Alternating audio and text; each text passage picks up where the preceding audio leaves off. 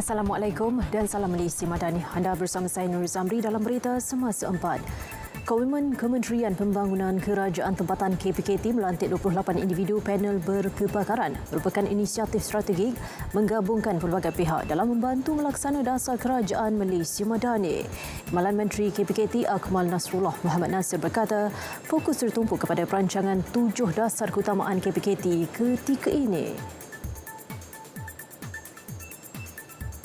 Kaedah yang diputuskan oleh Yang Berhormat Menteri itu lebih menyeluruh, bukan hanya melihat kepada satu sudut, sebab kita tahu bagi memastikan dasar ataupun keutamaan di peringkat KPKT ini berjaya, kita kena lihat juga secara in total ataupun holistik. Jadi sebab itu saya kira perkara itu akan memberi nilai tambah kepada ikhtiar-ikhtiar ataupun inisiatif yang kita laksanakan di peringkat kementerian. Beliau berkata demikian selepas program SWM Kasih kembali ke sekolah di Larkin, Johor Bahru. Rabu lalu, KPKT melantik 28 individu sebagai panel pakar dalam membantu KPKT memantapkan penyampaian perkhidmatan berkualiti kepada rakyat. Polis menahan seorang suspek lelaki warga tempatan kerana disyaki terlibat berhubung penemuan puluhan bangkai dan rangka kucing di sebuah kondominium di Bandar Tasik Permaisuri Ceras. Ketua Polis Daerah Ceras, SCP Zam Halim Jamaluddin berkata, suspek 31 tahun ditahan semalam yang juga penyewa rumah berkenaan. Suspek akan direman 3 hari bermula hari ini. Sebelum ini, polis menerima laporan berhubung kejadian itu pada 13 Mac lepas dan membuka kertas siasatan mengikut Seksyen 428 Kanun Keseksaan kerana melakukan khianat dan membunuh haiwan. Di Marudi, Sarawak, seorang remaja berusia 19 tahun bersama 2 orang warga emas berjaya menyelamatkan diri daripada kebakaran di kediaman mereka petang semalam. Menurut Pusat Gerakan Operasi Bomba Sarawak, pihaknya menerima panggilan mengenai kejadian itu pada pukul 3.48 petang. Pasukan bomba dan penyelamat Marudi bertindak memadam kebakaran kediaman tersebut yang merupakan sebuah rumah jenis struktur tidak kekal yang musnah 100% dijelat api. Usaha pemadaman termasuk menggunakan sumber air terbuka dari kolam yang berhampiran. Operasi ditamatkan pada pukul 6.30 petang.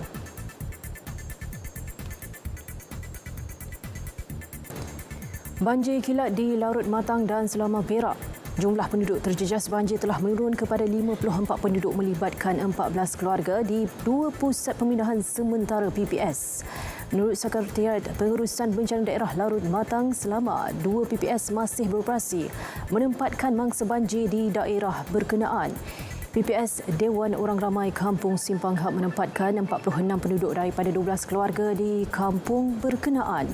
Manakala seramai 8 penduduk terjejas di Kampung Sungai Nior ditempatkan di PPS Kampung Sungai Baru melibatkan 2 keluarga. Sementara itu, PPS Sekolah Kebangsaan Simpang dan PPS Sekolah Kebangsaan Bukit Jana telah ditutup.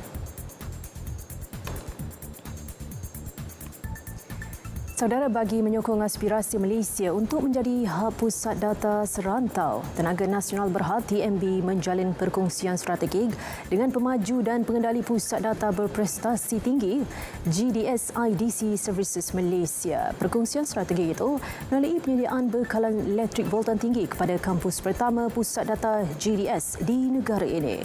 Melalui kenyataan Ketua Pegawai Eksekutif TNB, Datuk Baharin Din memaklumkan, TNB menyasarkan untuk memenuhi keperluan tenaga bagi kampus pusat data GDS di Nusajaya Tech Park, Johor Bahru. TNB telah mengurak langkah untuk membolehkan pusat data itu mula beroperasi pada Julai tahun ini dengan bekalan sementara sebanyak 16 megawatt. Persediaan juga sedang dijalankan untuk memastikan peningkatan permintaan maksimum sebanyak 85.5 megawatt dapat disalurkan dalam tahun ini. TNB komited untuk menyediakan bekalan elektrik tepat pada masanya dan mengikut tempoh masa yang dipersetujui.